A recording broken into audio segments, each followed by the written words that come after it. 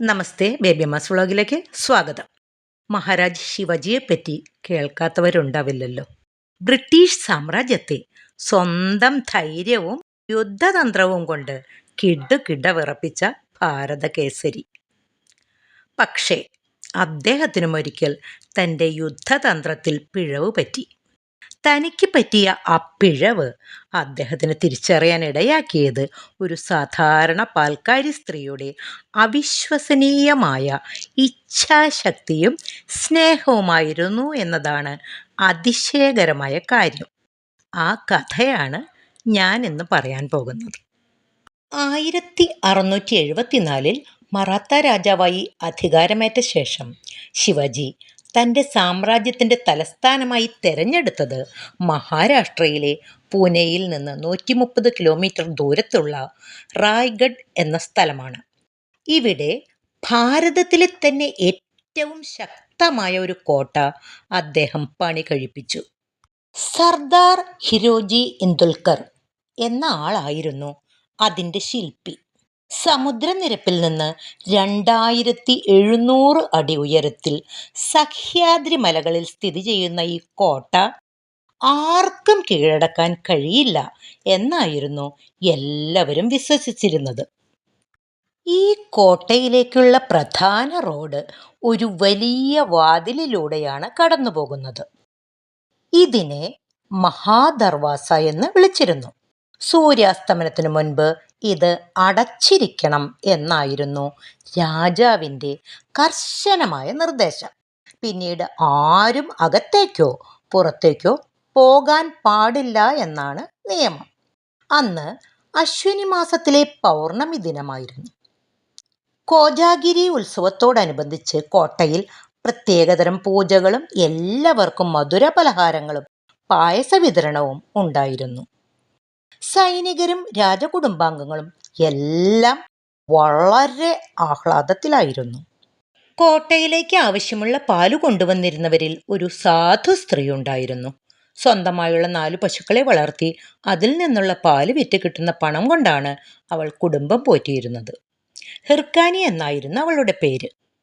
ഭർത്താവ് സൈനികനായിരുന്നു. ചെറിയ കുട്ടിക്ക് 1 വയസ്സ് പ്രായമേ ഉണ്ടായിരുന്നുള്ളൂ. കുട്ടിയെ ഉറക്കിക്കെടുത്തി ദിവസവും കോട്ടയിലേക്ക് പാലുമായി ഹിർക്കാനി എത്തും. പാൽ കൊടുത്ത് പണം വാങ്ങി വേഗം മടങ്ങും. ഇതാണ് രീതി. ഉത്സവമായതിനാൽ കൂടുതൽ പാൽ ചിലവാകുമെന്നും ചിലപ്പോൾ രാജ്ഞി സ്വർണ്ണ നാണയം സമ്മാനമായി തരുമെന്നും അവൾ ആശിച്ചിരുന്നു. വൈകിട്ട് പാൽ കറന്ന് വലിയ കുടത്തിലാക്കി സന്തോഷത്തോടെ അവൾ കോട്ടയ്ക്കുള്ളിലെത്തി. രാജ്ഞി എല്ലാവർക്കും സമ്മാനങ്ങൾ നൽകുന്നുണ്ടായിരുന്നു. അത് വാങ്ങി കൊണ്ടുവന്ന പാൽ കൊട്ടാരത്തിൽ കൊടുത്ത് സമ്മാനമായി കിട്ടിയ സ്വർണ്ണ നാണയങ്ങളുമായി അവൾ മടങ്ങി. തിരിച്ചു വരാൻ നേരത്ത് സൂര്യൻ അസ്തമിക്കാൻ തുടങ്ങിയിരുന്നു. കൃത്യനിഷ്ഠയ്ക്ക് ശിവജി വളരെ പ്രാധാന്യം കൊടുത്തിരുന്നു. രാജാവിൻ്റെ നിർദ്ദേശമുണ്ടായിരുന്നതിനാൽ കോട്ടവാതിൽ സൂര്യാസ്തമനത്തിനു തന്നെ സൈനികർ ഭദ്രമായി അടച്ചുപൂട്ടി. ഇനി ആ വാതിൽ പിറ്റേന്ന് പ്രഭാതത്തിലേ തുറക്കുകയുള്ളൂ.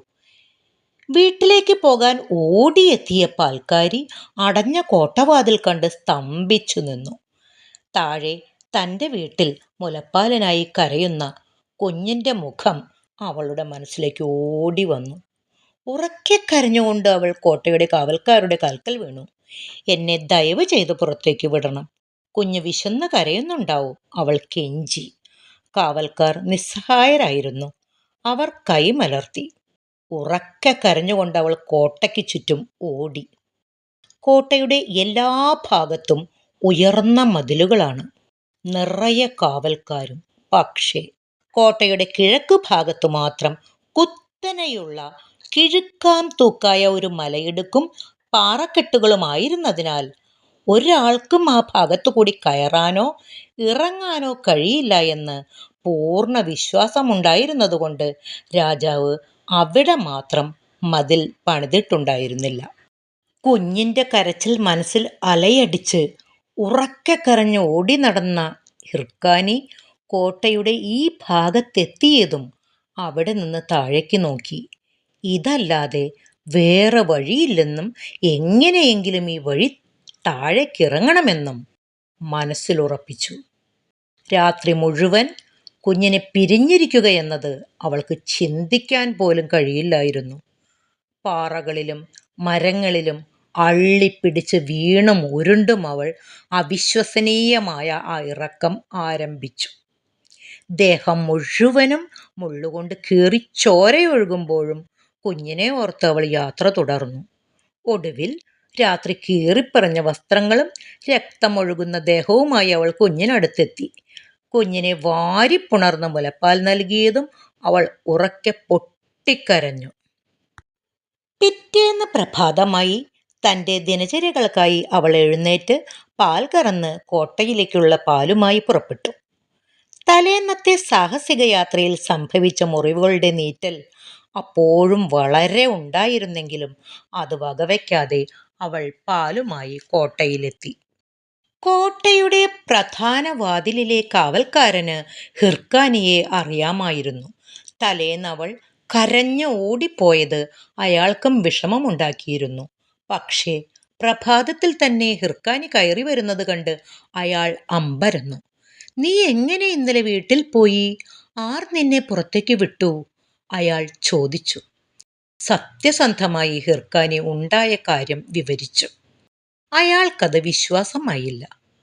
ഇത് കേട്ടു നിന്ന മറ്റു കാവൽക്കാരും അവൾ നുണ പറയുകയാണ്, ആരോ കോട്ടയിൽ നിയമം തെറ്റിച്ചിട്ടുണ്ട് എന്ന് തീർച്ചപ്പെടുത്തി രാജാവിനെ വിവരം അറിയിക്കാനായി ഓടി. കാവൽക്കാർ പറഞ്ഞത് കേട്ട് ഹിർക്കാനിയെ ഉടൻ തൻ്റെ മുമ്പിലെത്തിക്കാൻ ശിവജി ഉത്തരവിട്ടു. നിയമം പാലിക്കുന്നതിലും നടപ്പാക്കുന്നതിലും കർശന സ്വഭാവമുള്ള ആളായിരുന്നെങ്കിലും നീതിക്കും സത്യത്തിനും മുന്നിൽ തല കുനിക്കുന്നത് ശിവജിയുടെ സ്വഭാവമായിരുന്നു. കരളലിയിപ്പിക്കുന്ന ഹിർക്കാനിയുടെ കഥ കേട്ടതും അത് സത്യസന്ധമാണെന്ന് അദ്ദേഹത്തിന് മനസ്സിലായി. അവൾ ഇറങ്ങിയ സ്ഥലം കാണിച്ചു തരാൻ രാജാവ് അവളോട് പറഞ്ഞു. ആ സ്ഥലത്ത് എത്തിയതും ഒന്നുകൂടി അങ്ങനെ ചെയ്തു കാണിക്കൂ എന്നായി രാജാവ്. ഹിർക്കാനി രാജാവിൻ്റെ കാൽക്കൽ വീണ് മാപ്പ് പറഞ്ഞു. "എനിക്ക് ഇനി അതിന് കഴിയില്ല മഹാരാജൻ. ആ സമയത്ത് എനിക്ക് എൻ്റെ കുഞ്ഞിൻ്റെ മുഖവും അവൻ്റെ കരച്ചിലും മാത്രമായിരുന്നു മനസ്സിൽ. ഞാൻ എന്നെ തന്നെ മറന്നിരുന്നു. അവിടുന്ന് പൊറുക്കണം" എന്ന് പറഞ്ഞു. ആ അമ്മയുടെ പുത്രസ്നേഹവും ധീരതയും കണ്ട് രാജാവിൻ്റെ മനസ്സലിഞ്ഞു. ഭാരതത്തിൻ്റെ മഹിമ നിലനിൽക്കുന്നത് ഇങ്ങനെയുള്ള സ്ത്രീരത്നങ്ങളിലൂടെയാണ്. ഇവരാകണം നമുക്ക് പ്രചോദനം, അദ്ദേഹം പറഞ്ഞു. കൈ നിറയെ സ്വർണ്ണ നാണയങ്ങൾ നൽകി അദ്ദേഹം അവളെ യാത്രയാക്കി. ഭർത്താവിന് സൈനിക പദവിയിൽ കയറ്റം നൽകാനും ഉത്തരവിട്ടു.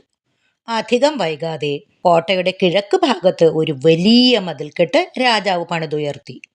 യുദ്ധതന്ത്രത്തിൽ തനിക്കു പറ്റിയ തെറ്റ് തിരിച്ചറിയാൻ തന്നെ പ്രാപ്തനാക്കിയ ആ അമ്മയുടെ ഓർമ്മയ്ക്കായി ആ മതിലിന് ഹിർക്കാനി ബുറൂജ് എന്ന് പേരിടാനും ശിവജി ഉത്തരവിട്ടു. ഇപ്പോഴും റായ്ഗഡ് കോട്ട സന്ദർശിക്കുന്നവർ ആ അമ്മയെയും അവരുടെ ത്യാഗത്തെയും രോമാഞ്ചത്തോടെ സ്മരിക്കുന്നു. ഈ കഥ എല്ലാവർക്കും ഇഷ്ടമായി എന്ന് കരുതുന്നു. നന്ദി.